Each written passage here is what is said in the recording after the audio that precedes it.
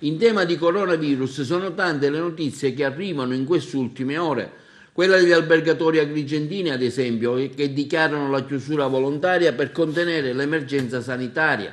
La nota viene inviata dalla Confcommercio, dalla CNA, dalla Confesercenti e dal Consorzio Turistico Valle dei Templi. La decisione, seppur intrisa di disagio e sofferenza, è frutto della consapevolezza che ciascuno di noi, in questo particolare momento di emergenza per il territorio, è chiamato a dare il proprio contributo e constatare e contenere la diffusione del coronavirus. Anche la Prefettura comunica la chiusura al pubblico degli uffici per consentire l'effettuazione di un intervento di sanificazione, così come gli uffici territoriali e provinciali dell'Agenzia delle Entrate, in quanto è necessario ridurre al minimo l'affluenza dei contribuenti al fine di contenere il rischio di diffusione del contagio. Si sollecita pertanto l'invio di utilizzare i canali telematici per la richiesta dei servizi come la posta elettronica certificata o utilizzando il canale di comunicazione denominato Civis o chiamando il numero verde 800 90 96 96.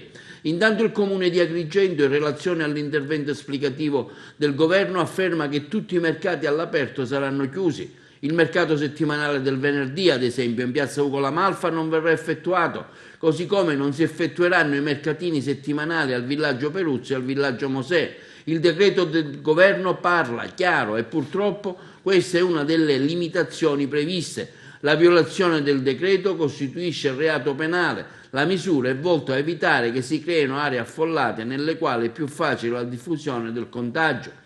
Intanto il gruppo Moncada, considerata la grave crisi sociale e sanitaria che sta sempre più prendendo forma in tutte le regioni italiane, comprese la Sicilia, a causa della diffusione del virus Covid-19, e le aziende del gruppo Moncada, in tema di coronavirus, con in testa la capogruppo Moncada Energy, sentito il parere della direzione dell'azienda sanitaria provinciale di Agrigento, hanno deliberato l'acquisto di attrezzature e apparecchiature da donare all'ospedale San Giovanni di Dio della nostra città per un valore di oltre 100.000 euro che verranno consegnate entro la fine del mese di marzo. Nello specifico si tratta di 6 macchinari funzionali alla respirazione e alla ventilazione di pazienti con l'obiettivo di fornire un concreto aiuto nel contenere e contrastare le patologie derivanti dal contagio del virus. Tale implementazione, ovvio in aggiunta a tutte quelle messe in atto già dalla stessa ASP.